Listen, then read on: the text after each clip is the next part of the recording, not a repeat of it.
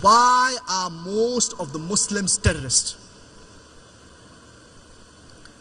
And especially after 9/11, after the 7th July, the 7/7 London bombing, there was a common statement that all Muslims are not terrorists, but all terrorists are Muslims.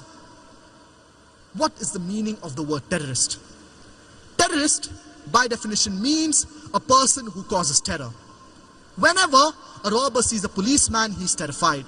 So for the robber, the policeman is a terrorist.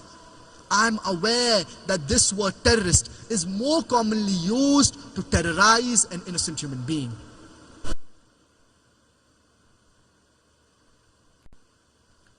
Many a times, two different labels are given to the same person for the same activity.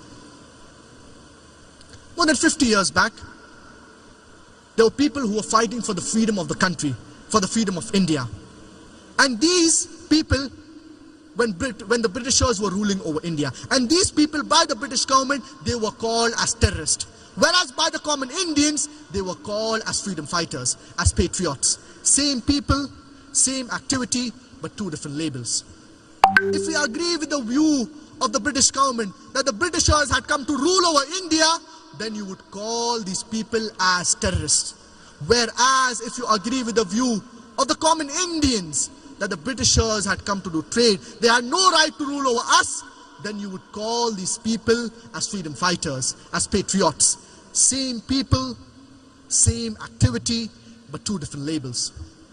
So here we realize, depending upon how the media portrays certain things, the projection, it changes. And Allah subhanahu wa ta'ala says in the glorious Quran, in Surah Al-Hujurat, chapter number 49, verse number 6, Ya ayyuhalladhina amanu in ja'akum fasiqun binaba'in fatabayyanu. That, oh, you believe, when a wicked person comes to you with information, check it up before you pass it out on the third person. Whenever we get any information, we need to verify it before passing it on to someone else. We should not just blindly forward it or pass it on to someone else. We should verify whatever information we get, then we should convey it to others.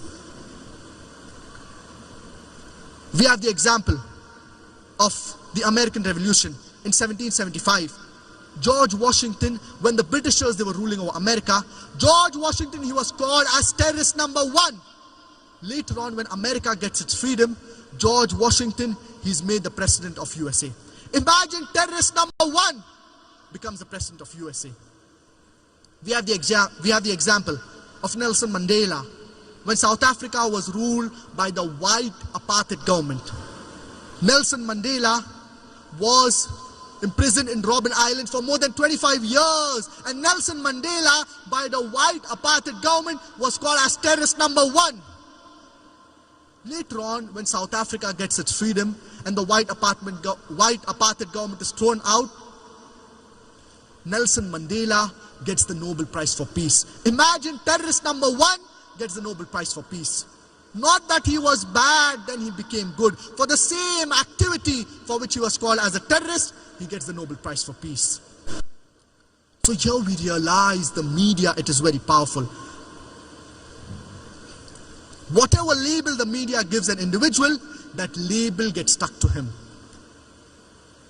The media, it can convert black into white, day into night, hero into villain, villain into hero. We Muslims, we should use the media for conveying the message of Islam to the best of our capabilities.